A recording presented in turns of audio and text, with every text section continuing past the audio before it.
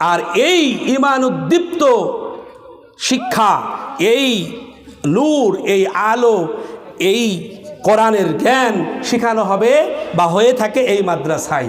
সুতরাং মাদ্রাসার শিক্ষার প্রয়োজন আছে তো নাকি? আল্লাহর রাসূল বলেন, আল্লাহর নবী বলেন, যতদিন পর্যন্ত পৃথিবীতে আল্লাহকে আল্লাহ বলা মানুষ থাকবে, ততদিন পর্যন্ত একজন মানুষও যদি আল্লাহকে আল্লাহ বলে, ততদিন পর্যন্ত মহান রব্বুল আলামিন এই পৃথিবীর মহাধ্বংস, মহা কিয়ামত সংগঠিত করবে না। বলেন না সুবহানাল্লাহ।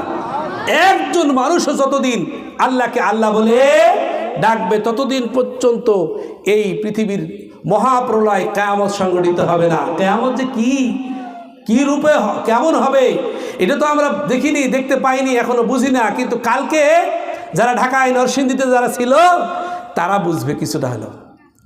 এই 5.7, এটাই বলছে পেপার পত্রিকা, 5.7 মাত্রার ঝাঁকুনিতে যদি এ অবস্থা হয়, অগ্রিম মাত্রা দিয়েছে ঢাকা শহরে, সিলেটে এবং চট্টগ্রামে 8 মাত্রার বা তার আশপাশে কিছু মাত্রার একটা বড় ধরনের ভূমিকম্প সামনে অপেক্ষমান। বলেন নাউজুবিল্লাহ, বলেন না নাউজুবিল্লাহ। আল্লাহ এমন গজব তুমি আমাদের দিও না যাতে করে আমরা ঈমান হারা হয়ে যাই। বলেন আমিন।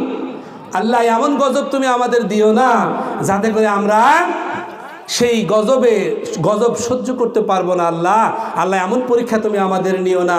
আল্লাহ এই ধরনের গজব আযাব যদি নির্ধারিতও থাকে, তবুও তুমি আমাদের দোয়ার বরকতে আল্লাহ এটাকে তুমি সরিয়ে দাও। বলুন না আল্লাহুম্মা আমিন।